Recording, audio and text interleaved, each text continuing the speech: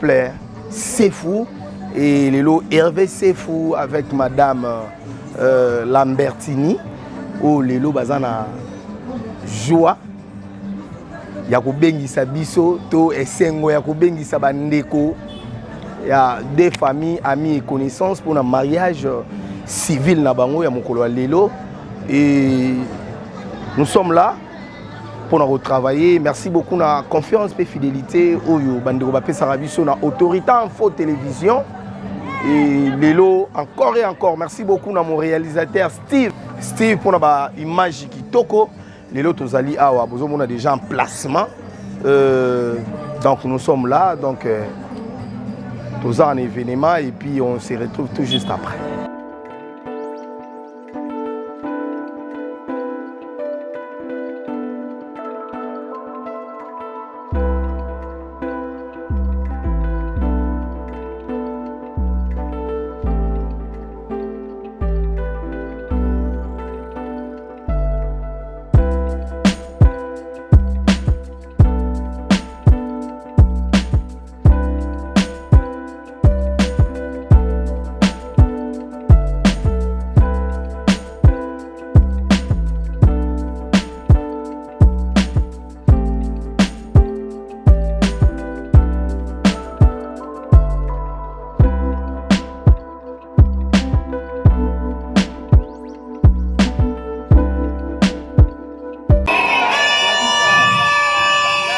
Nous sommes contents de vous recevoir dans ce lieu, car nous venons célébrer le mariage de notre frère et de notre sœur, le frère Hervé ainsi que la sœur Lambertine.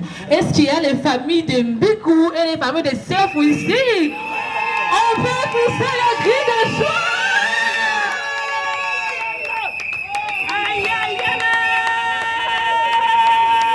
Au début, qui est juste une histoire simple, mais aujourd'hui, nous voulons exprimer la joie de participer dans ces mariages qu'on n'avait jamais su cela pourrait arriver. Et en tant qu'enfant de Dieu, je dis tout est grâce.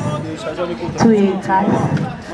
Et on plus tarder, nous voulons accueillir les mariés.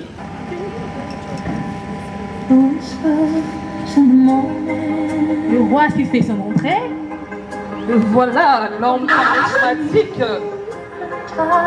avec tous les charismatiques du monde.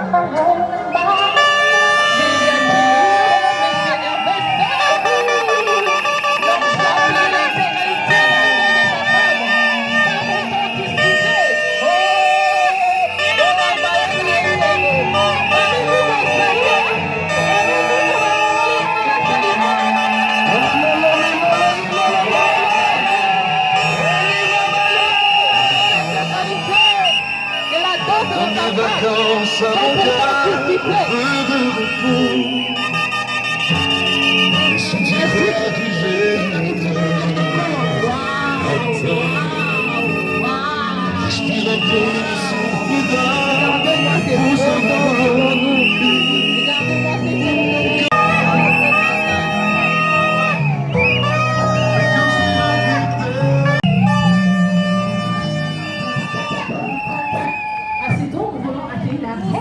On va contrôler Light. Light avec des ordres.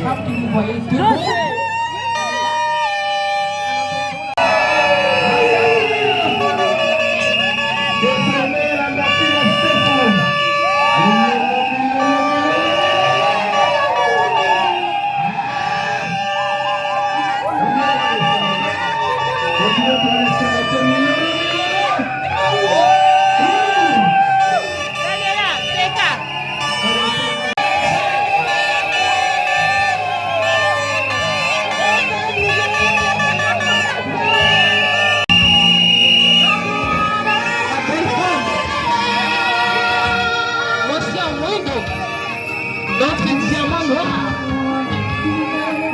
la pièce rare, la femme qui a conquéri le cœur de Papa Hervé. Elle est là, elle est là. Merci, merci.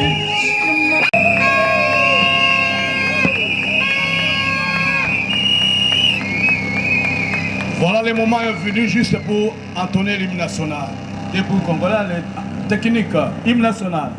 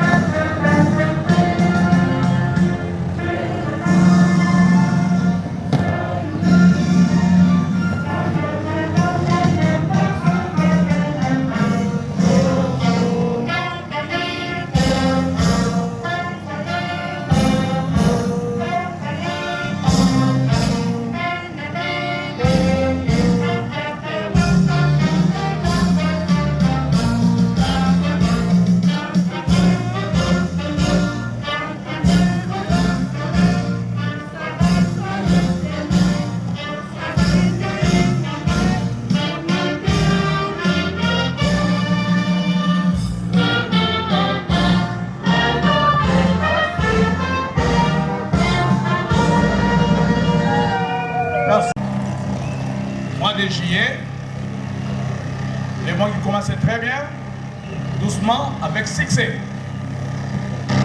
Au nom de l'Auguste Assemblée et celui de son Excellence, M. Charles Boyama Kopo, empêché. Mais moi-même, je commence à me reprocher. Et pourquoi mon chef est empêché? Mais la réponse, elle est claire comme neige. Je sais pourquoi valablement, solennellement, par M. Donatien Bantomboula, Donatien Bantomboula. Avec votre autorisation, la séance est déclarée ouverte. Et pourquoi ouverte? Oui, juste pour la cérémonie de mariage de ce couple si présent, couple moderne, couple spécial. Quant à moi, je vais demander à l'ensemble d'acclamer le couple très fort avec les cris de joie.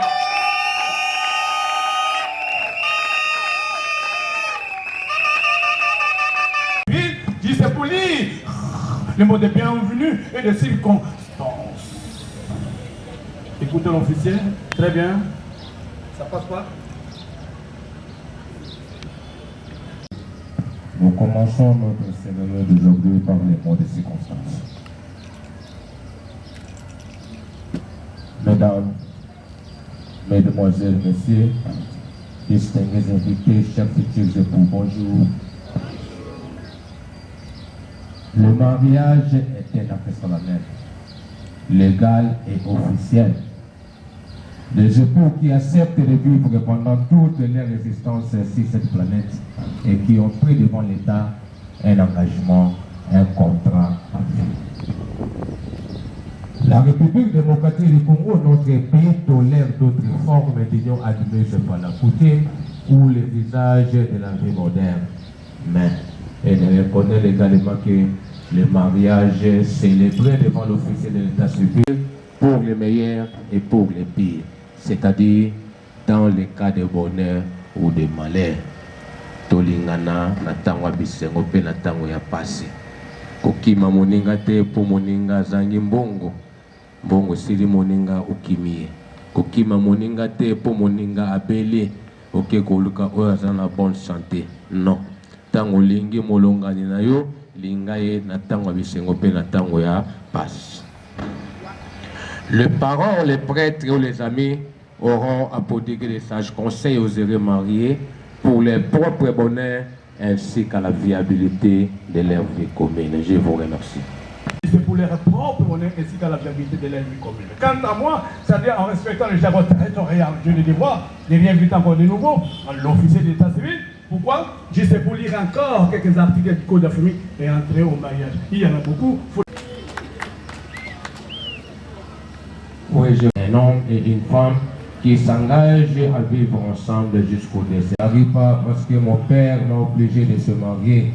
Papa de Alubi Nanga au Kolibala. Quand il est de mon âge à penser, à mon vendu, à Koli, dans le but on a pas la thé, papa la par conviction. Uzi mokano ete mwasi una kubana. Mobali una na uzana ye. Toza na ye ti mokolo nzambe aukabola biso.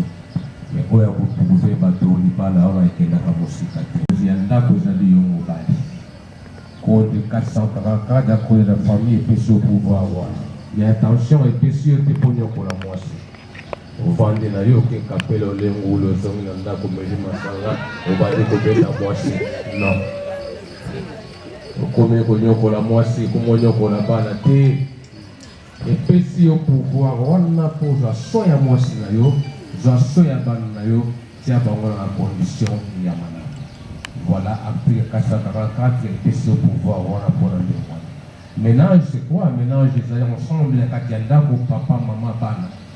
Tous à peu à Bantou, tous à la Kassamanda pour la bissoté. Ensemble, on a pour bénir un ménage. Et dans ces ménages-là, ils ont connaissé Moko, ils avaient Bongo, Mobile. Il faut qu'on y va aussi comporter. C'est moi le chef. Côté Nanda, Kozi, Pilo, Konobo, qui n'est pas là, qui est indépendant, maman. C'est comme ne partez pas. Ça sera une faute de rentrer votre part. Toi aussi, tu entres à la maison. Réemballe aussi sa valise, jette ça dehors. Et tu veux que nous allons tous libérer la maison. Puisque vous avez un contrat personnel, il doit les chasser l'autre. Tant que vous signez, à la signer, à qui vous m'avez envoyé en monnaie à ah, il y a des gens qui ont voir qui biloko di banda, yo poser biloko na mutu yo ne papa papa ba dinga dinga ndenge opeta ofimbo.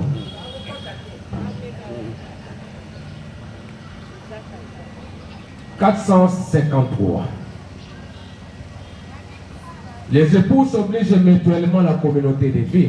Ils sont par conséquent tenus de vivre ensemble et d'assurer la consommation du mariage. Vous savez comment consommer le mariage.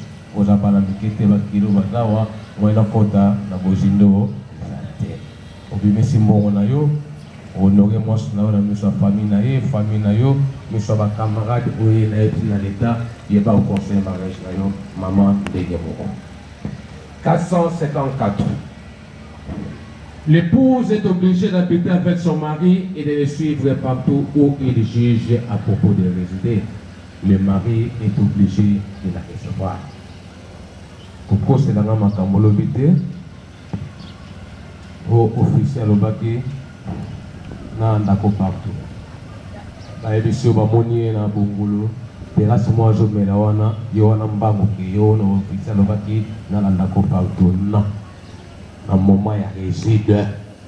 Moi aussi, il y a des balles à la camobalité. À tabaye, bisou que tout le monde est là, basikuna. Il y a des samotouana qui est dans l'aéroport.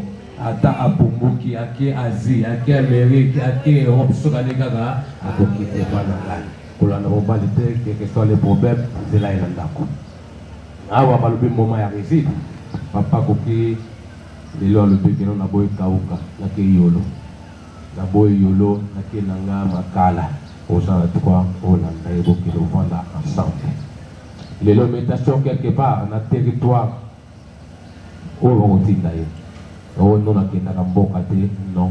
Mosala etindi kuna landa ye sala tindi do bi. Saki meko ele kibele, ba moi belé atindi te lokate fa landa mobali na yo kotike la ye moto te. Papa Hervé, métation quelque part. 2 mois, 3 mois, te de la mosno bi ala tayo. Kotike na maboka moto te, itasa songi leki, lokota pe leki. Bakobanda kopego na téléphone to mona ki na kulo mati ankoka zome na masa to mona ki na kuna kimbuta to mona ki na kapeta dole ngol yo peta mokoya osileki oke papa bokilo voilà na simananga mo silanga koma ki bulu ba ebisinga na zona ba bref na zomo kano te na boyi zongi selanga mbongo na ngaya dipala mbongo dipala zonga ka te eza génique. Dengo bébé simbongo pesi papa pour aller en la kimia nyoso aza banki na yote abombela yo mbongo aza même para au banque même pas finka article 459. Les époux se doivent mutuellement, c'est bien souligné mutuellement. Na lingité balobi mwasi moko mobali moko mwasi moko ilobi nemona partout place oyo bakomi te ke non mobali oyo basi ebele donc mwasi azalaka na yo moko mpo ye nde moumbu na yo te eza te soyez fidèle bino surtout fidélité faisana ndako oyo ekotisaka désordre ndako wana epambolamaka te comme bolingani bobimi na miso ya famille boye na l'état soyez fidèle. Le respect est réciproque. Papa tout ça, maman, tout ça. Par le BT, c'est comme tu es le chef, ou tout ça, moi c'est également ça, tout ça, non. Par le BT, mutuellement, respect. Toute naissance est survenue en territoire de la République de un jugement divorce. L'État n'a qu'à comprendre ça, on a quitté pour donner divorce et ici par les pays.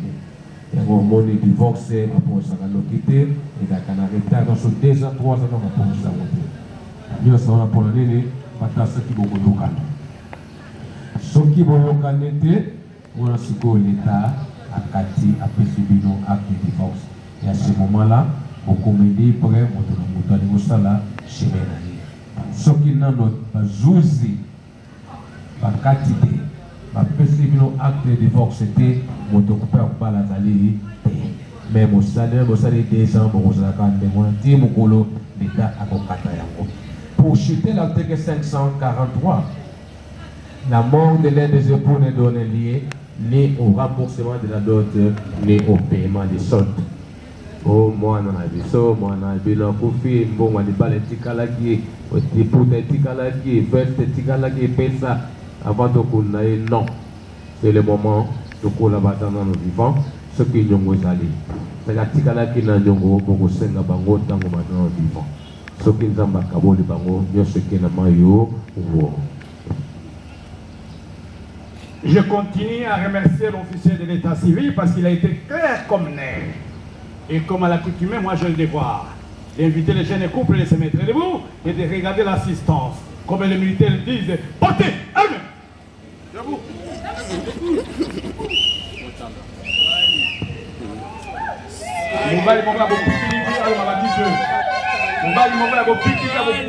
Yo l'état na tiki la mboka po atika na pasteur la saka malamu te atika na pe la sango bi Jérusalem zamba sepela la te atiki na kaisa la Fatime beto uta ngomala so sali mabe o kanga yo hein ape na boloko na ye webi amoti prison zali ha ezali on sama za prison pasteur za prison mais Fatime beto za na prison bana batelemi toyebi bango oui towangani bango te mais pas convenablement baza bana bino bana biso oyebi problème ya frère problème ya sœur boloba mais je ne vais pas boloba na mobulu kubisa bana moninga te je vous accorde tous 375 secondes pour résoudre mais comme la loi elle est dire mais c'est la loi il vous reste 14 secondes seulement je ne monte pas et moi je descends 13 12 11 10 9 8 7, 6, 5, 4, 3, on va trembler dedans.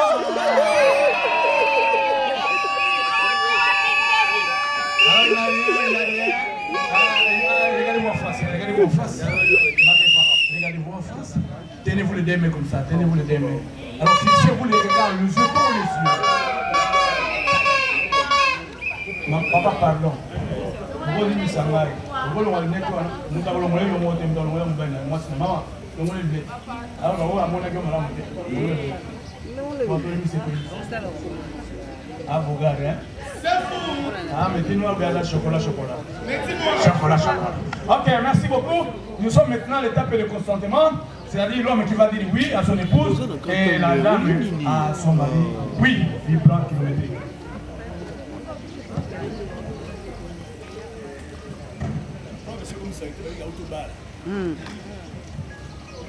Oui, nous passons maintenant à l'étape de consentement. Monsieur Sefou Mbouga Hervé, consentez-vous à prendre pour épouse légitime Mademoiselle Mbeko Madouna Lambertine ici présente? Oui.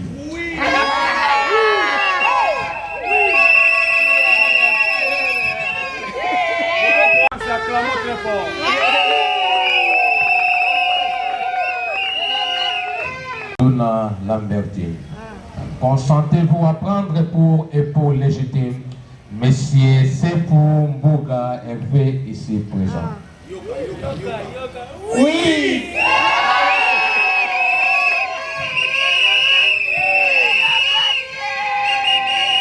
À présent, je veux que Monsieur Sefou Makambo David et Madame Kungenda Matou Béatrice. Même les représentants. Et Madame Kungenda Matou Béatrice. Kodimiete. Elenge mobali waza liboso na biso na kombo ya Sefou Mbouga Hervé wazali bongo mwana na yo alonga na bongo na elenge mwasi waza liboso na ye na kombo ya Mbiku Madonna Lambertine. Vous êtes d'accord nango? Oui, nous sommes d'accord. Oui, nous sommes d'accord. Nandimi. Merci.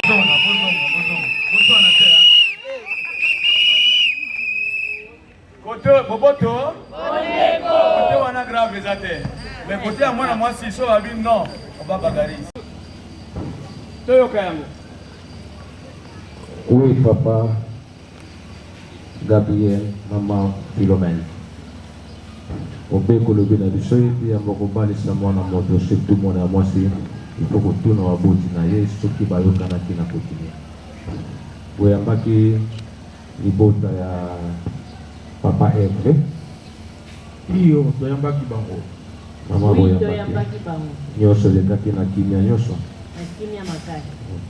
nyonso elekaki na kimia donc likambo ezali te ata likambo moko ezali te nyonso oyo tosengaki ye alors oui, c'est quoi? Au PCNA permission et na banisa bango. Iyo. Merci beaucoup.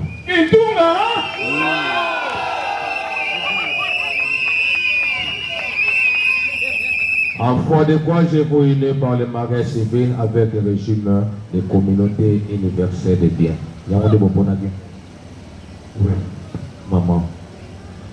À présent, c'est de Messieurs Atoufoka Galunga et de Beko Kusamba Daniela. Tous témoins, mes sincères félicitations. Sans plus tarder, nous passons à l'étape de port d'alliance.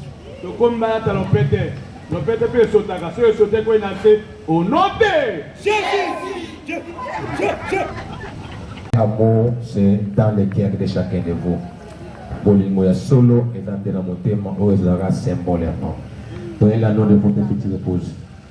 Voilà, papa. Main gauche en l'air. La piste à Bago, on va dans la.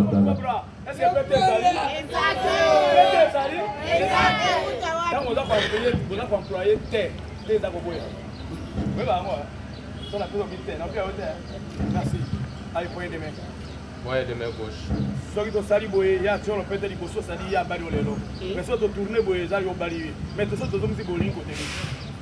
Ah, c'est moi la meilleure.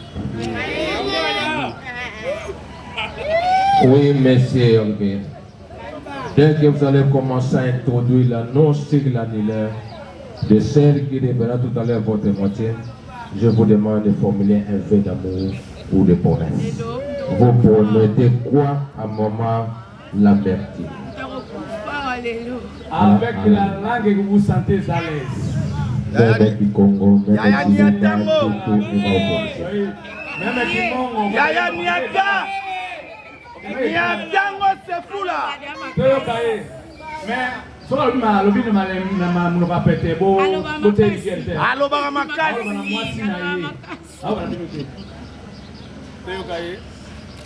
Yoka! Lambertine Mbiku Madonna. Yeah! Que moi personnellement j'appelle LLM. Moi, communément on t'appelle Lambio.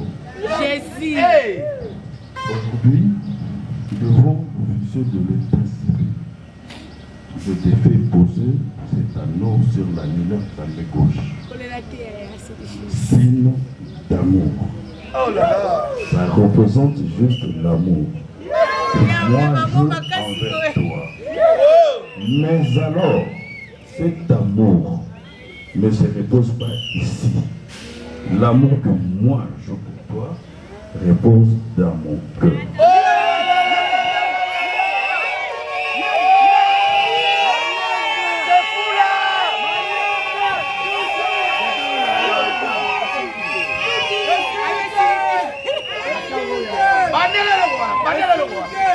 L'amour que moi j'ai pour toi ne repose pas ici. Ça repose sur ce, je pourrais te dire ceci. Je t'aime. Je te porte dans mon cœur. Cet amour pour moi, je t'aime. Tu es aujourd'hui officiellement reconnu Lambertine Sefu.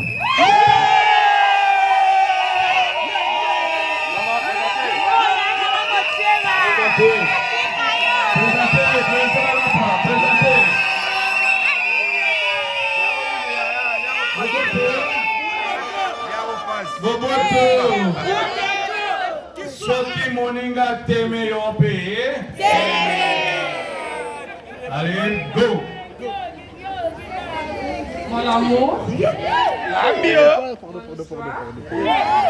Mon amour des soumis. Que ces oui soient les débuts d'une vie alliée, et complicité, plein de bonheur. Et je te promets de t'aimer, de te chérir et de te respecter dans la tristesse comme dans la joie. Je t'aime beaucoup.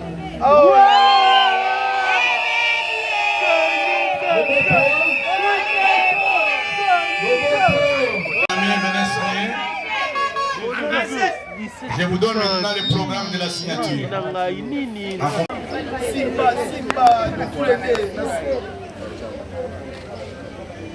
Comme la fabrication c'est en deux, maman passe à la on attend voir la signature.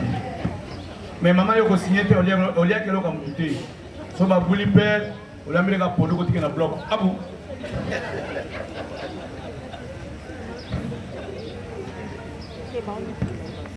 Tomoni maman. Si bien ma peka. Malembe, ala mwana mwasi. So yati ya we, otiki espace à Pumbwe. Tales. Très bien, maman a ok de vite. Aussi ça. Très bien. Il y a aussi ça. Et un droit coutumier. Et un droit. Et pour la simandako. Esengo Moninga bali. Sepela. Bino bilenge kolongola zemi te. Tala produit ya zemi ya moi. So le moli zemi au salaire zéro. Hein? Ata papa za méchant, maman za méchant. Je vous déclare mari et femme.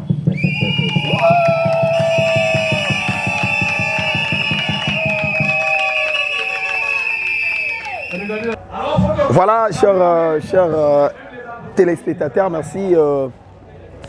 Déjà, Bomoni, déroulement, il y a mariage civil et nous sommes là.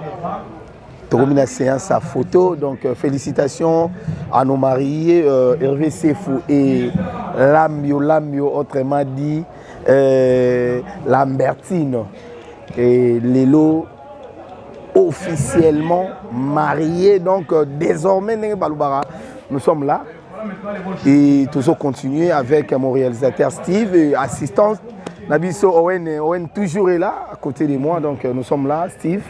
Et voilà, toujours soit une séance à photo. Et puis on se retrouve tout juste après pour une interview, toujours à famille et une idéologie. Merci beaucoup. Voilà, nous sommes là. Voilà. Excuse. Bonjour. Bonjour. Mariage civil. Il y a Neve non mon Cassinayo, Hervé Sefo. Impressionnant. Impressionnant, c'est ma casse, c'est jour et sengo. Voilà. Tu participes à l'étape nous ça malamu, il y a pas si tu les lois et sengo ma casse. Na se pendenge à jouer responsabilité maintenant comme parent. na souhaiter bango libala malamu ba bokola bana très bien ba yoka de gauche à droite mais baza toujours na bolingo bango mibale pour que manso le kamala ça le rôle vaza liboso na yo muto azate boaka bino mibale ngopi conseil Hervé n'a pas ce conseil tant que noko tant que grand frère tant que cousin na souhaité on a nous libala malamu koyoka de gauche à droite té. Il y a un problème na kacha famille boya pour régler bino mibale et bebali banda té. Bo vivre malamu zamba pambola bino apesa misala malamu bokola bana na bino malamu ba camarade ko bossa na bangote ko bossa na ba camarade ko bossa na famille té. Et sengo ezala na kati ya ba camarade et sengo ezala na kati ya famille eza monene. Merci mingi. Merci beaucoup, tozo continuer. Madame bonjour. Bonjour madame. Madame bonjour. Bonjour. Madame, comment vous allez? Je vais bien, merci. Ton nom s'il vous plaît? C'est Mandela Priska. Mandela Priska. Tout le monde a un mariage civil, il y a Hervé Sefo, na Lambertine et Holandi Nani. Ah, Holandi Lambertine, les qui n'en aillent. Les qui n'aillent. Tellement heureuse que je ne peux même pas dire. Donc je suis tellement heureuse et pas émotionnée. Je suis très heureuse de me battre à Kag. Voilà. Merci beaucoup. Ça a le rôle à Lambertine, à Zapembe Nayo. Quand on de marier à nous, encore et encore. Voilà, tous on continue. C'est une grande joie. L'enfant nous a honorés. Voilà. Il nous a honorés. Je glorifie le Seigneur. Et tant que maman, on est capé une étape où je sais, conseil ni n'ogope ça na babalani. Conseil nyonso état civil à lobeli bango. Bato sabato sa. Soki batosi atana pasi atana esengo bakolonga. Balanda bilobela ya pembeni te. Balanda bilobela ya pembeni te. Voilà. Merci beaucoup maman. Boni. Nayebi tena lobande. Ozana esengo balisi. Photocopie na yo. Eleki wakasi. Eleki nayebi te donzambe ya bolingo. Asalaka na ngonga na ye. Ngonga ngo ekoki. Oloba nini mwana no abali conseil ni no pesa ne sa lo azali boso na. Nakopesa ye conseil. Alinga mobali na ye. Na tango apasi, na tango abisengo, na tango nyonso, alinga mobali na ye, akima ye te, basololaka na famille, kosolola eleki nyonso, mwasi na mobali, na sepeli, na fuli bango ba mapasa, Mbula nyonso mwana. Voilà, merci, tous on continue, chers internautes. Je m'excuse. Yadidia Tufuka. Bonjour. Bonjour. Léon Agoutin Sounayo. Et bah impression par rapport à mariage civil, ya baleki na yo, ya bala na yo. Na kumisi nzambe mingi, na ndenge nyonso eleki na kimia. Nzambe azwa lokumu parce que ezaki etumba munene. Voilà. Etumba munene penza meto bundi to longi, lokumu ezonga pa nzambe. Conseil ni loko pesa na bango. Na pesa bango conseil. Baye bana kobanga nzambe na couple na bango nzambe liboso makamu nyonso musu sima soki batie nzambe liboso couple na bango ekotambola malamu nyonso ekoza malamu batika biyoka yoka par-ci par-là o kinganja lobaki kinganja monaki nde bubu mesa otoloba na biso awa eza malamu te pona bango. Voilà, merci beaucoup Yadidi, tozo continuer mutuna yebisako yeyo Steve Yadidi atufuka yeyo makambo yali. Maman bonjour. Bonjour papa. Bah impression tata moi aussi parce que bobali ici bazotalo partout dans le monde entier na poto na France na Angola orego banini. Barolobake na sepeli mbikwa bali. Tozana bana to balisa me mbikwa liboso abali yeyo. Mbikwa ngoro banini koko. Apambola aza mwana ya petit frère alaninga. Mwana tata moi c'est vesha. Na sepeli. Tata moi c'est veta do yeyo. Ah oyo kyango. Tata moi sosi maputa nombala moko. Zwaki nyonso na zui na lati na lepe mbongo. C'est Tantine, parle, c'est Tantine. Parle pour Tantine, tu dis quoi pour Tantine? Tantine est ça. Ah. Tantine. Bonjour maman. Maman, olobini ni maman. Maman, on y va sengote.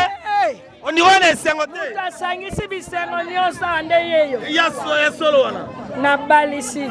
Ngande petit à vieux. Vieux oyo abotaki Lambertine Gabriel Mbiku. Atikeli nga libele nga la meli. Lelo tozana nsai.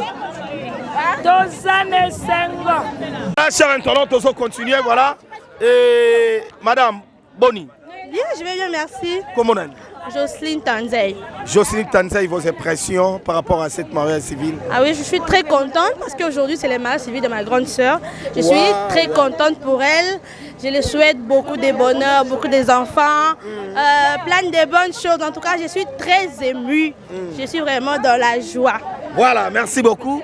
Et madame, bonjour, comment vous allez? Ça va bien et vous? Très bien. Et vos impressions par rapport à cette mariage civile? En fait, je suis tellement contente pour ma grande sœur. Parce que moi, je suis la cadette, elle est mon aînée. Elle est ma grande sœur aînée. Elle est aussi comme une maman pour moi. Voilà. Donc, je suis vraiment heureuse. C'est ça, merci. Voilà, merci beaucoup. Nous continuons. Et voilà, témoin. Être témoin, c'est des choses, hein. Témoin, bonjour. Bonjour. Zinikoumi, papa Ferry. On est ensemble, mon frère. Badbazo Talabiso à travers le monde, Paris, France, Angola, Autorité Info, et Kiti Awa, na Kauka, précisément, na Saint-Goriti, pour nous assister à un mariage civil, il y a couple Sefou, bah impression na yo. Témoin, Robert, t'as mon histoire, mon quai. Soit la baniko loba, tolala. Donc, Moutunanga Penda. Moutunanga Penda, Nenge Penda, Katinini, ya masolo, belé, tout ça. Voilà. Dans les lots, ceux qui te comme à la kangango. À la kangango. Na obala mwana. Bon. Le koki sami avec taga na utubusika. Na futi ba avion. Na ye kaka esika biya ye fo ya kaka. So yo zangi libale atleti ya na zoya. Alonge bamboka na zaki tina komi koto donc c'est assez ngo. Tous continuer. Témoin, c'est des choses. Être témoin, c'est des choses. Hein? Bonjour, madame. Des choses. Bonjour, papa. Comment on a? Daniela Mbiku Kusamba. Daniela Mbiku. Moutalandi Lamberti. Vous avez un témoin libalo, Bitumba, Rousouana. Bon. Baboya na combien de fois? Il y a le baiser belé, papa. Surtout combien de fois Wanda. Te metolonge tumba izaki vraiment bitumba na mo limonaire talaka ndo yebika ba couple ne bazalaka normalement metolonge tumba. Je suis vraiment très contente talaka grande sœur Butabali quoi poza kanesteno voilà yebi. Merci beaucoup. Voilà, nous continuons chers internautes, le couple est là. Juste un petit mot le loba vraiment mais juste un petit mot. Félicitations d'abord à vous. Et mes services, c'est vos impressions par rapport à votre mariage civil et son union. Ah ben, tu sais pas. N'invite que chose na lobanini. Mutabali faut zalaka ne songo. C'est sengote mawezalandeni. Que le mariage soit honoré de tous. Voilà. Et le mariage a été honoré. Voilà. Donc on peut dire que gloire à Dieu, merci. La commission. Lambio. Badwazo talo à travers le monde autorité en fouet Kiti et n'habité au lobinini. Elo kolobezate nzamba zwa lokumu to sepeli to uti musika honoré on a sisi non kolobate na tikimba mo to keka mais tant on ngola italien sobelo mo songi botonga banani makasi bana monde entier ba ex na ye batu nyonso to 500 ata yo na ba botonga lelo nebo le botonga kasi go to banda voilà merci beaucoup à vous voilà on continue voilà madame bonjour. Bonjour. Vos impressions par rapport à mariage civil? Je suis très heureuse. Moi, je suis la tante à Lambio. Ok. Tata, moi aussi. Oui. Bino bokanga ba botate bino. O so jogili pour tate botate. Te ba jeune de bakanga te bakanga baza déjà très heureuse. Je connais le début et Baboya combien de fois? Les Koboya n'ont pas habité, mais n'ont pas début. Début na fin. Et on est ça important la minute. Et ça soit important. Ce qui est important, c'est ce qui s'est passé. Donc Hervé nous a honorés. Bon, donc nous avons assisté Bango du début jusqu'à la fin. Et là, nous avons plaisir, nous avons tout interviewé. bazotangaka kombo ya Nzambe liboso.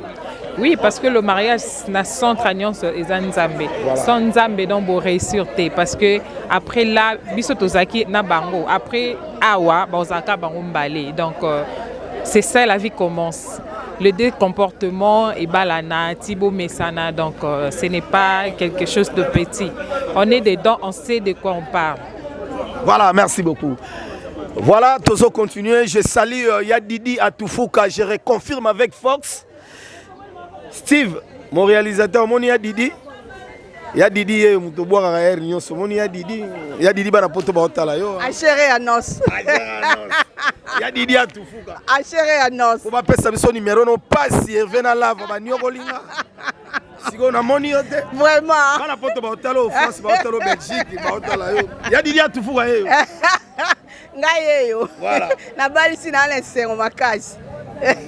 Ok, merci beaucoup. Tozo continuer, chers internautes. Et après awa, Tozo kende Sheraton, place nini ba marié, bazo kende gope mamoukie. Bon, on continue. Donc Steve, on se retrouve tout juste après. Nazobo Sanatege Owen, Zalia Owen vient et dit quelque chose pour papa Hervé. Ah, quel bonheur pour eux qui vivent ensemble, qui traînent, leur couple traîne, qui mettent au monde des enfants, que Dieu leur protège, leur bénit. Voilà, merci beaucoup Owen, on sommes là. Ouais, madame. Ton nom? Gabi. Très mignonne. Merci beaucoup. Gabi, juste quelques mots pour nos mariés. Bon, déjà, je suis très contente parce que ma sœur vient de se marier, donc voilà. Et ça me fait plaisir en fait. Voilà, merci beaucoup.